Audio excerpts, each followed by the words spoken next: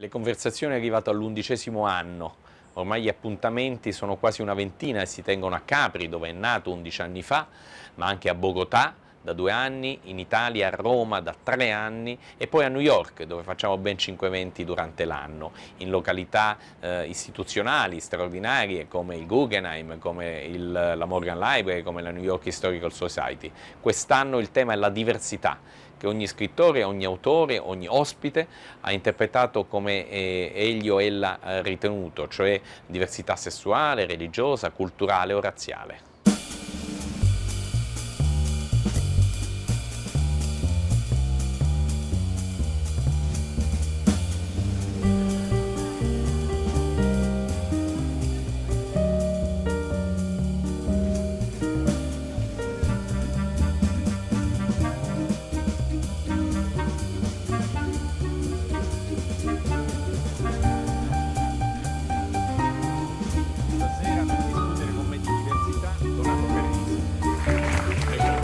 Carisi è uno degli scrittori italiani di maggiore successo, i suoi libri sono tradotti in più di 40 lingue, è un autore di genere, ma la sua letteratura, semplice, diretta, efficacissima, trascende il genere stesso. È un uomo intelligente, colto, spiritoso, che ha fatto del genere uno strumento per esprimere qualcosa di molto intimo e personale, che ha a che fare con le angosce e con i sogni. Io vengo da una famiglia di avvocati, dove tutti i Donato della famiglia sono stati avvocati. Mio nonno, da cui ho ereditato il nome, è la toga, poi tra l'altro è morto in tribunale. Quindi ero destinato, mia nonna mi portava in pellegrinaggio questa toga appesa nell'armadio, quando ero piccolo mi diceva questa un giorno sarà tua. Quindi quando ho dovuto dire io sono uno scrittore, ho fatto coming out praticamente, ho detto mamma, papà, sono uno scrittore. E loro sono rimasti un po' così perplessi perché era insomma una cosa talmente lontana, talmente diversa da loro, da come immaginavano. Ho preso la laurea in giurisprudenza con un voto terribile che è 109. Che secondo me è già non ho mai conosciuto nessuno che prende. Io ho preso 109. E giuro, perché non 110? Perché il presidente di commissione, tra l'altro, non aveva mai messo un 110 nella sua carriera, il giorno dopo sarebbe andato in pensione e giustamente ha voluto concludere in bellezza con me. Quindi non mi ha dato il 109, ma quello è stato un segno. Non ero destinato. Ecco, quella è stata la prima diversità. Ero diverso dagli altri perché avevo preso 109. Ero diverso dagli altri perché avevo scelto di non fare l'avvocato, bensì lo scrittore. Prima lo sceneggiatore, poi insomma lo scrittore. Di affidarmi ad un sogno poi alla fine.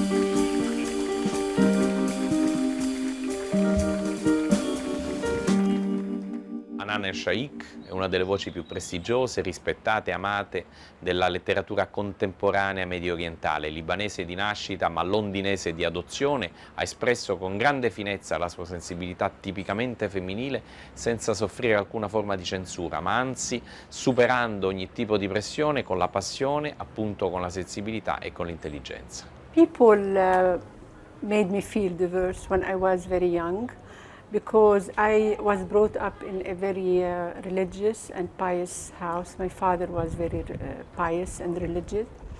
But I was, at an early age, I was questioning everything, religion, the society, very, very early age.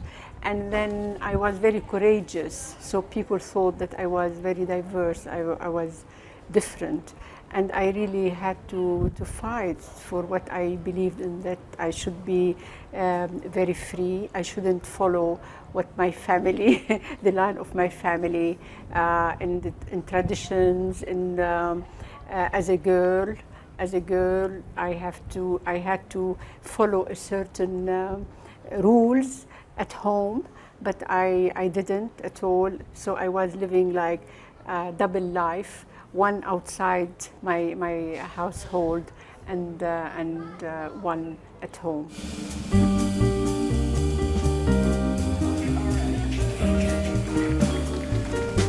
Erika Jong ha sconvolto il mondo negli anni 70 con Paura di volare, da allora ha scritto moltissimi libri che hanno al centro la liberazione sessuale, la sensibilità femminile. Il suo tono è spesso ironico, ma i suoi temi sono assolutamente seri. Sono da leggere nella grande tradizione letteraria anglosassone ed ebraico-americana che affronta il sesso per affrontare il mistero dell'esistenza. Paul Theroux called me a mammoth pudenda in the New Statesman. And at the time I was hurt because I was a literary creature on my way to a PhD in English literature, and I probably knew more about English literature than any of those assholes who criticized me. And one of the things I knew about English literature was that it had Chaucer in it, and it had Shakespeare in it, and they were people who wrote constantly about lust and regret and sexuality. People sometimes say to me, when will you stop writing about sex?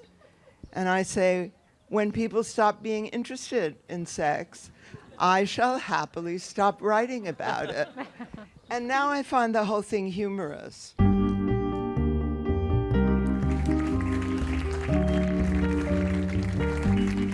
Gertrude Skalberg è forse il nome dell'anno. Il suo libro, Città in fiamme, pubblicato in Italia da Mondadori, è stato il caso letterario dell'ultima stagione.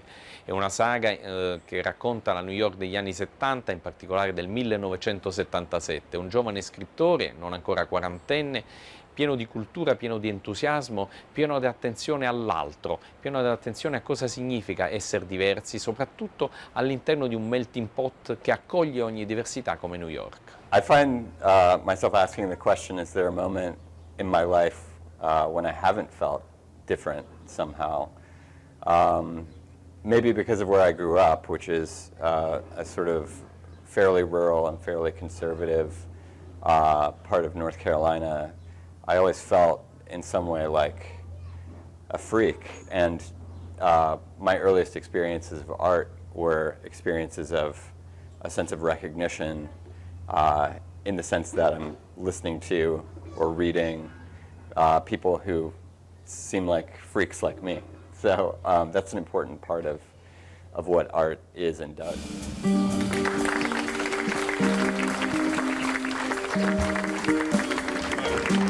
Marlon James ha vinto pochi mesi fa il prestigioso Booker Prize, il premio più ambito della letteratura anglo-americana. Il libro con cui l'ha vinto è Breve storia di 7 omicidi, pubblicato in Italia da Frassinelli, è una saga straordinaria sulla Giamaica negli anni 70, 80, 90. Marlon James è un uomo di grande cultura, di grande intelligenza, dalle forti convinzioni, che difende con le unghie e con i denti, è un uomo opinionated, come direbbero gli americani, ed è anche dotato di un grandissimo senso dell'umorismo. A huge part of my life was spent trying to be normal. Was spent not being diverse or being different. I just wanted to be like everybody else, and it's like that Jeanette Winterson book, which is Why Be Happy When You Can Be Normal. I really wanted to be normal, and I think it was until I realized I actually didn't want to be normal at all. I just wanted to want it.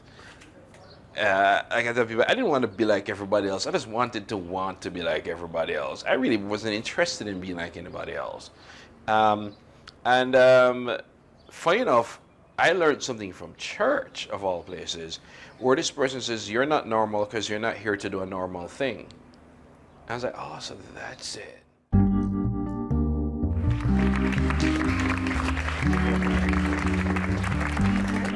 Gary Steingart è nato a San Pietroburgo, ma nell'anno in cui venne al mondo si chiamava ancora Leningrado perché è nato sotto il comunismo e nell'Unione Sovietica. A meno di 10 anni si è trasferito in America, dove ha raccontato la sua realtà di ebreo russo in un mondo che lo ha accolto gradualmente, ma nel quale adesso finalmente riesce a trovarsi serenamente con un'ambientazione felice. E i suoi libri sono esilaranti, a volte malinconici, e ricordiamo 2 testi già diventati classici, Il mio piccolo fallimento, Little Failure, e soprattutto Absurdistan. Being Jewish in the Soviet Union already marked you as being very diverse. There was a line on your passport that said nationality, the most important line in your passport. The good answer was Russian. An okay answer was Ukrainian. But the answer you didn't want for nationality was Jewish, and that's what I had on my passport. And then in 1979, something incredible happened. Not too many people know about this. It was called Grain for Jews. In 1979, the Soviet Union had a very bad harvest of grain. There wasn't enough grain. So Russia desperately needed grain. America desperately needed more Jews. America loves Jews. So 50,000 Soviet Jews, including myself, were exchanged for 10 million tons of Midwestern American grain.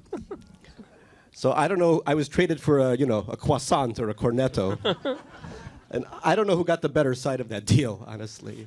And then the other part of this diversity is that when we finally got to the United States, my father sent me to a Hebrew school because he thought, oh, you'll be surrounded by Jews, everybody will love you. But in the Hebrew school, I wasn't considered a Jew, I was considered a Soviet communist. Because back then, 1980, remember Ronald Reagan's Evil Empire speech, all those movies, Red Dawn, Red Gerbil, Red Hamster, everything was red. It was so bad that I had to pretend to the children that I wasn't born in Leningrad, but I was born in East Berlin. You know things are bad when you have to convince Jewish kids that you're actually a German. Only recently have I stopped feeling diverse in America because I learned how to drive, finally. Not well, but, I have a car that pretty much drives for you. So now I can do American things. I drive to the mall. I can buy toilet paper in bulk, I can buy a gun. So now that I can drive and take other people's lives, I feel finally at home.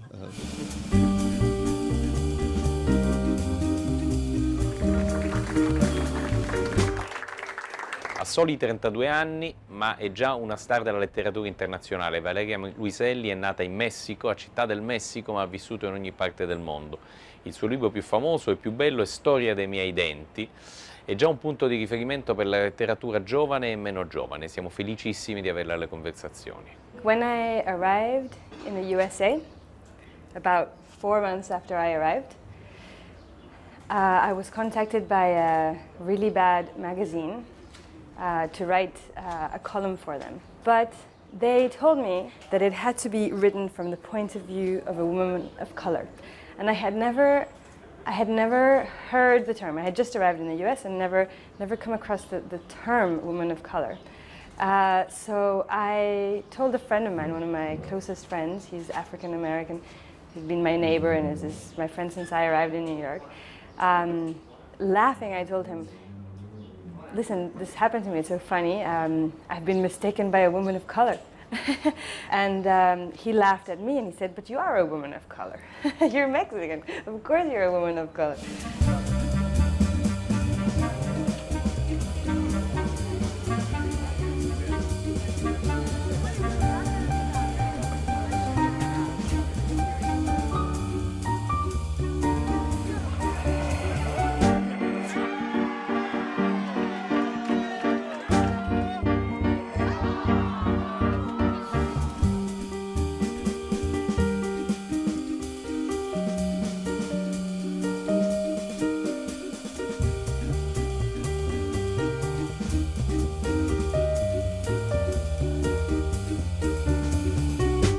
Perché il diverso spaventa e spesso viene perseguitato, ucciso, umiliato, eccetera. Qualunque tipo di diversità sessuale, religiosa, culturale, tradizionale, politica, eccetera. Perché siamo tutti diversi, ma pochi riescono ad ammettere la propria diversità. Molti preferiscono omologarsi perché non si sentono speciali. Io penso a questo. Non riescono a trovare la propria qualità, il proprio talento, lo sotterrano, sempre citando il Vangelo. Citando il Vangelo. Però lì, al di là del fatto che uno può credere o non credere, c'è un elemento che mi ha sempre affascinato sulla parabola dei talenti che hai appena citato, che di fatto ci si dice che ognuno ha un talento, tutti, magari uno piccolo, dice c'è uno che ce n'ha 5, uno 3 e uno 1, non c'è quello che ce n'ha 0. Questo è abbastanza ci credi, che sì, chiunque ha almeno un talento. Ma ci credo, perché poi viene punito il servo che con un solo talento lo sotterra? Perché non punire gli altri? Sì, il bello è che chi ha di meno è il più vigliacco. È il più vigliacco. È vero, ma se ci pensate è proprio questo. La nostra paura del diverso, la paura che ci sta attanagliando in questo periodo della nostra storia, io penso a quello che sta accadendo all'atteggiamento nei confronti dei profughi siriani, per esempio. Ho detto questa parola, scusatemi, è diventata la parola spaventosa per eccellenza in Italia, profugo. Ci sono questi personaggi con la camicia verde, abbastanza inquietanti in Italia, che ogni tanto diffondono delle cose su internet soprattutto. Un po' di tempo fa era stata diffusa la foto di una donna col velo che era approdata su una spiaggia europea portando per mano il proprio figlio e si fotografava con uno smartphone, suscitando poi la polemica di quelli in camicia verde, ma se ha lo smartphone non ha bisogno dei 30 euro al giorno che l'Italia paga. Non è vero, perché sono 30 euro al mese che vengono pagati dalla comunità europea. Però che cosa fa? Qual è il gesto di questa persona? Che cosa fa? Si sta facendo un selfie? Cioè, è il nostro modo di comunicare, è il nostro modo di dire a chi è dall'altra parte: mi sono salvato, ce l'ho fatta. E non basta la telefonata, bisogna mandare una fotografia. E questo è quello che dimentichiamo. Se voi foste costretti ad abbandonare le vostre case all'improvviso, che cosa vi portereste appresso? Gli oggetti più preziosi, dei vestiti caldi, e poi i ricordi. E dov'è che teniamo i ricordi noi oggi? Nel telefonino. I'm a Soviet immigrant. My wife is a Korean American. We have a son who's obviously half Asian, half whatever this is. And we live, half the year, we live in a little village with mostly working class white people around us. People who have lost their jobs in the last 10 years, especially since 2008, since the crisis. Many of them have lost their jobs. And so they have these Trump signs. And when you have a Trump sign, you're saying, I'm a racist, you know. And so the idea is we're scared, we're angry that we lost our jobs, that our future is very under a cloud. But when you meet them one by one, they're actually very nice people. Nobody mistreats us because we're different, because we're diverse. For the most part, you feel sorry for them. It's bizarre to think I feel sorry for Trump supporters, but so many of them have lost so much, and they don't know what to do. And so they just lash out in this way that's very much beneath them. Tu hai dato una lettura di tipo sociale e economica, che ovviamente è condivisibile, però c'è una discriminazione nei confronti del diverso che prescinde questo, per esempio quello nei confronti dell'omosessualità o di alcune religioni, a secondo dove ci si trova. E questo non ha nulla a che fare, o comunque poco a che fare, con l'elemento socio-economico. When you open a book, you're able, in a Vulcan mind meld Star Trek kind of way, to directly enter the mind of another human being. And this human being can be somebody completely different from you. He can be a Nigerian cab driver in London. He can be a rubber farmer in Indonesia. He can be a Soviet Jew in Capri. Anything is possible, but it's somebody who's very different from you. So when I think of how people read less, I think a part of us, we're so tired. Our lives are so complex. The information technology has made us work 10 times more than we ever have.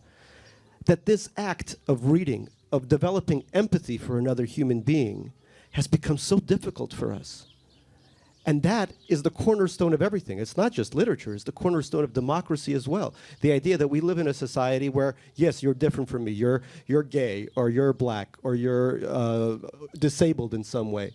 And the fact that I can't even begin to understand what your life is like, and hence I won't like you, and hence I will never support you, I think that's the death of democracy. It is fucking hard to be an empathetic human being because it is painful to be an empathetic human being. I was walking around, one of my big prejudices, I'm going to admit, I have a prejudice against rich people. No offense to anyone here, but I grew up without money. You know, I grew up like resenting the mansion on the hill, and I have a thing about wealth, which makes Capri a very interestingly conflicted experience for me. So I'm walking around Capri and I'm telling myself these little fictions, bad fictions about the people that I'm passing on these narrow streets. And I realize I'm judging everyone I pass. And there's a personality test, I think it's a Myers-Briggs or something in the US, and you know, they test you, and one of the axes is perceiving versus judging. Judging is the work of, you know, a journalist or a judge. Perceiving is the work of the poet, or the poet's kind of clumsier counterpart, the novelist.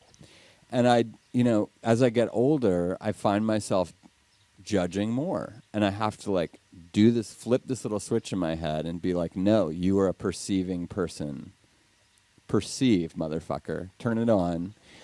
And all of a sudden, I'm passing these people in the street, immaculately dressed people with fabulous sandals and like linen shirts, and I'm thinking like, you have lost someone dear to you.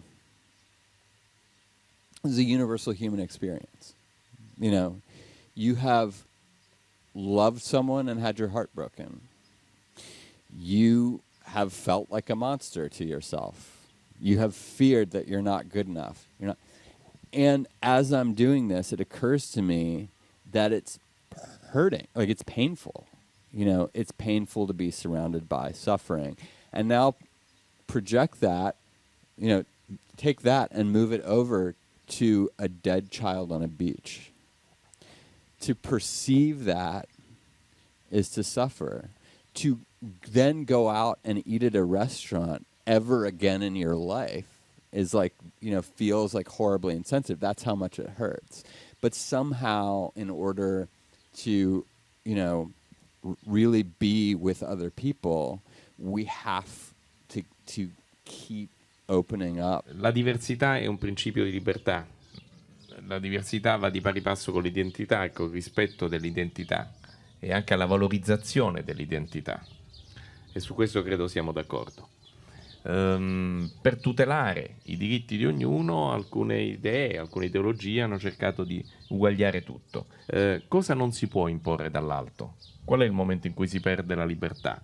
Si può imporre, per esempio, una forma di uguaglianza economica, si può imporre una forma di uguaglianza estetica. Qual è il momento in cui si passa nella perdita della libertà? I think that often, however, the notion of diversity does the opposite. You live in the USA, I live there too. I often feel that diversity has become synonymous of everyone else who's not white, everyone else who's not white American Protestant. So, I mean, even when people say, oh, yeah, it's a very diverse neighborhood, what they really mean is that there's a lot of Mexicans, a lot of blacks, a lot of Latinos. They don't really mean that it's diverse. It's become a concept, like a bag in which to put otherness in general. I mean, your question is really the question of the million. I mean, if we learned how to respect otherness while granting all kinds of liberties, we would figure it out, right? There would be no more problems left among us. But I think that we, as people, should be respected in our personal freedoms up to the point in which our exercise of that freedom might hinder another person's freedom. Nessuno vi può dare la libertà, nessuno vi può dare l'uguaglianza o la giustizia. Se siete uomini, prendetevela. È di Malcolm X. Voglio sapere cosa ne pensi. Se è inevitabile che la libertà, la giustizia, cosa dice l'uguaglianza, bisogna prenderla necessariamente anche con la violenza. And the way I've always read that quote is freedom is your, take freedom meaning claiming it. Chimamanda Adichie says, yeah, you become a feminist by just saying, I am a feminist. Yeah. And I think just because somebody wasn't beaten down or lynched or so on didn't mean they didn't need to get free. I think that the claiming of freedom and the changing of attitude is something you can do. And that's funny enough, that's one of the things that used to mystify slave owners. That because people, we have this idea that it's only now we're realizing the inhumanity of slavery. That's bullshit. They knew even back then it was awful. Because one of the reasons why they knew it was awful is that they couldn't understand why slaves would be so celebratory, so happy, so joyful in their music and so inventive despite the horrible things being done to them. So they knew full well it was an atrocious thing they were doing. But again, whether it's 30 seconds of the day, whether it's late at night, whatever it was, at some point that house slave, that field slave claimed freedom. So I think it's something, when he says take it, I read it as you can claim it. Adonis, the Syrian poet and literary critic, has written of Abu Nawas, he is the poet of sin because he is the poet of liberty, as if sins is an existential necessity, a symbol of liberty, rebellion and salvation. When the gates of liberty close, sin becomes sacred. È un passaggio molto bello, molto importante. Volevo sapere se lei era d'accordo con quanto dice Adonis.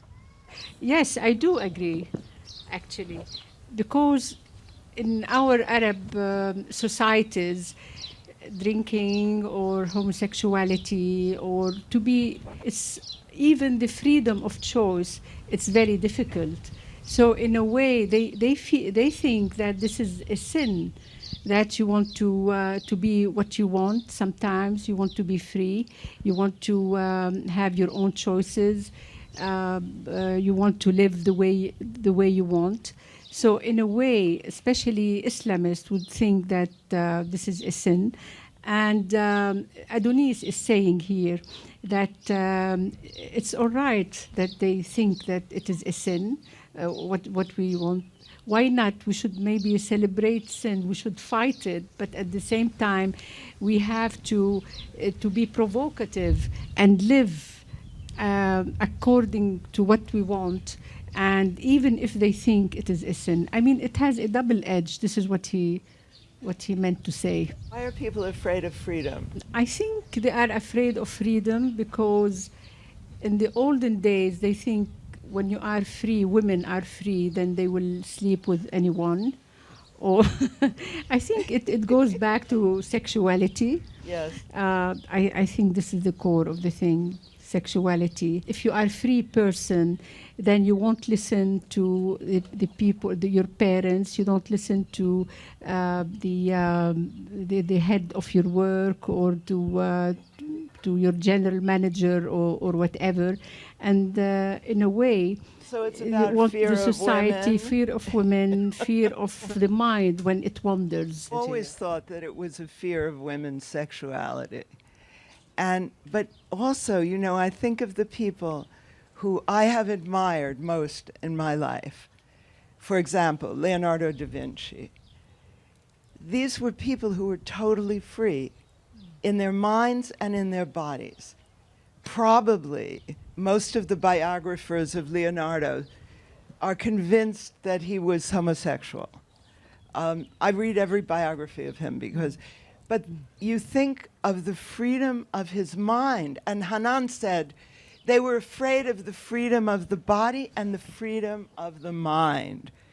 And the freedom of the body and the freedom of the mind go together. Let's face it, guys.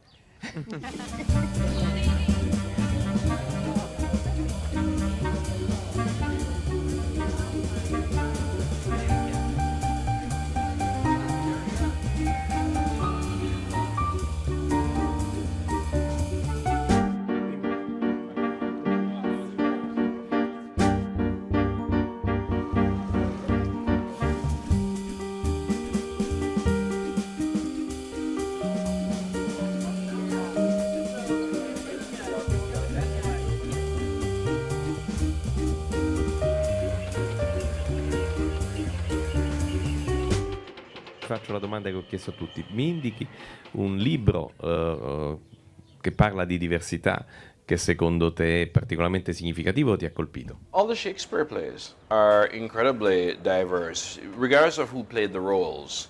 They're all very diverse, and Shakespeare managed to be humane about characters in ways in which I sometimes use as evidence that other people are being racist. Everybody excuses Heart of Darkness, for example, saying, well, he was just a person of his time. I said, well, then how do you explain Caliban? Yeah, I think one of the first books that I fell in love with, even in Russia, when I was 6 years old, was Huckleberry Finn by Mark Twain. Of course, we called him Gekelberry Finn. But yeah, I loved Gekelberry. Oh, the diversity for me was that there was somebody in that society who was different enough to see Jim as a human being. That really impressed me. Even as a little kid, I thought, that is the kind of friend I want to make someday. It took me 10 years in America to find somebody with that nice. But I just fell in love immediately with the character of Gekelberry Finn. And the book was interesting. It came with an introduction by Joseph Stalin. Stalin was a great literary critic, yeah. Was a poet, wasn't He was a poet. He was a Georgian poet.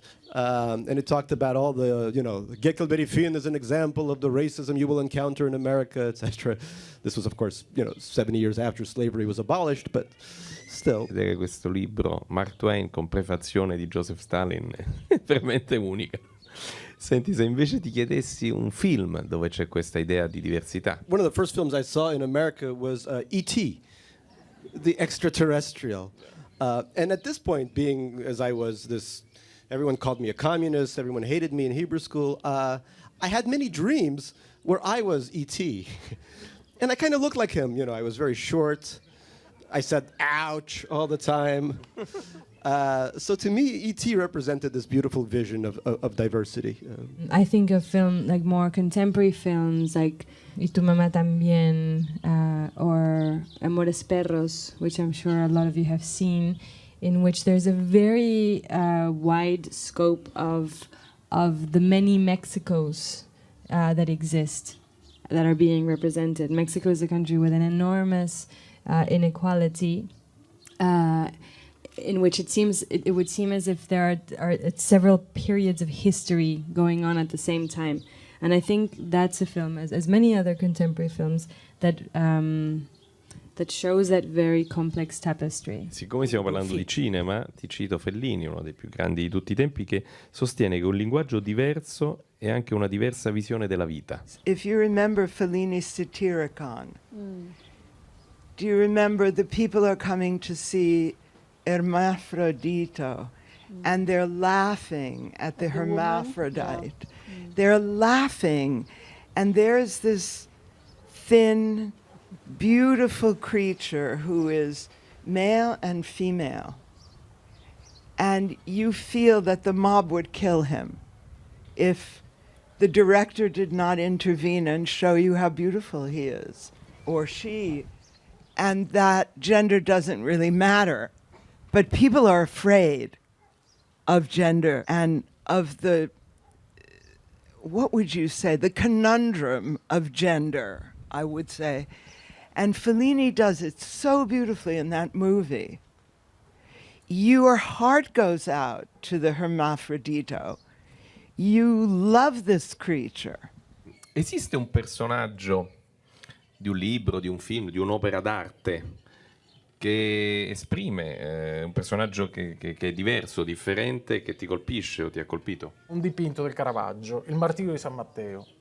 Caravaggio frequentava i luoghi più malfamati di Roma e spesso prendeva spunto per i suoi dipinti da ciò che vedeva, no? Nel Martirio di San Matteo fa questa cosa incredibile. C'è una scena del crimine che è molto attuale e c'è questo assassino che brandisce la lama contro il santo riverso per terra, che sembra quasi accettare il proprio destino. Intorno c'è una folla che fugge, ma quelli che fuggono si rivolgono anche all'indietro perché il male ci affascina. La cosa che mi ha stupito è che la luce divina non illumina il santo, illumina il carnefice. E qual è la grande lezione di questo quadro? Che il male e il bene dipendono da Dio. Dio è diverso, Dio è duplice, e sia male che bene. Noi abbiamo dimenticato, la tradizione cristiana un po' ha dimenticato la malvagità di Dio. Il nostro Dio doveva essere per forza buono, non poteva essere come il Dio dei musulmani, il Dio degli ebrei, che è anche un Dio abbastanza nervoso alcune volte, diciamo, no? No, il nostro Dio doveva essere per forza perfetto. Invece Caravaggio riporta a Dio la sua essenza. Dio è sia bene che male, perché senza Giuda non avremmo Cristo. Senza il conflitto non ci sarebbe la storia, senza la diversità non ci sarebbero i romanzi, non ci sarebbero gli scrittori, non ci sarebbero i film. La diversità è ciò che ci stupisce. The first personality or the character or she existed was Audrey Hepburn. Because I had complexes because I was very slim and thin when I was young, and people made fun of me. And my grandmother used to feed me lots of food, so she said, nobody will marry you and you won't be able to have children. And even a friend of my grandmother used to say, you can't be like like, sorry to say it, it's a little bit vulgar, but it's so funny, like a cunt of an ant. Cunt A of an small- ant. Because you are so tiny. I didn't know about her. I mean, but when I was writing and when I was 14, 15, writing and going to the newspaper, I think one of the editors felt sorry for me and he showed me the pictures of Audrey Hepburn. He said, "You're going to be fine. Don't worry. Look, you are slim like her." And then she liberated me. I gained confidence. And She this- was an important character Yes. in my life too. Amazing. yeah, Because she seemed to be rebellious and have fun. fun, yeah. Voglio chiedere a Gart se esiste o un libro, un film, o un personaggio immaginario nel quale ti sei identificato e parlo di un personaggio che esprima questo concetto di diversità. I'm tempted to say Prince. I think Prince counts as a fictional character, right? Because, I was a kid in the 80s, and like in the arena of pop culture, there were all of these, if not fictional personalities, then personas, which I think, in whom I saw a kind of permission to be a freak, and a kind of power in it, and a kind of disarming of the mechanism by which, people attempt to groom you into sameness, which is to say you're a freak, because if you can say, yeah, I'm a freak. C'è qualche altro personaggio che ti ha colpito per la diversità? Mary Poppins. Come Mary? Perché Mary Poppins, in fondo, porta un elemento di diversità in questa casa dove tutto è omologato, dove tutto sembra perfetto, soprattutto i bambini, no? I bambini sono una rivoluzione nella vita di ciascuno di noi, lo è stato per me mio figlio, per esempio. Ed è un elemento talmente dirompente che poi esce da quelle mura, esce da quella casa, diventa contagioso. E trovare Mary Poppins e trovare il mondo di Mary Poppins, secondo me è come seguire un po' le tracce di un thriller. E io mi chiedo sempre quale sarà la prossima vittima, perché poi Mary Poppins è questo, è un serial killer, è una serialtata. When I worked on 1001 Night, the Arabian Nights, I fell in love with Shahrazad. I thought she was very strong, but at the same time very feminine. And through her wit and cunning and intelligence, she could humanize the king, Shahrayar. She made him realize that because of his great love for women, he started to hate them. And I like that she was a great influence on him and on many women indirectly. Proves that intelligence is the most important thing a woman can have. And through literature. Yes. I mean, by literature, by telling him stories. Every single story she told him was very important for him to realize that he has to treat people justly. But that is very often our role as women in the world, which is to be the civilizing force. To humanize others. To humanize men who are so barbaric. Our fathers, our brothers, our husbands, our lovers. No, I love men. I adore men, but it takes a lot to get them Some of them. honest. Yes. You have to really work. Work hard, like You have- Shahrazad. Yes.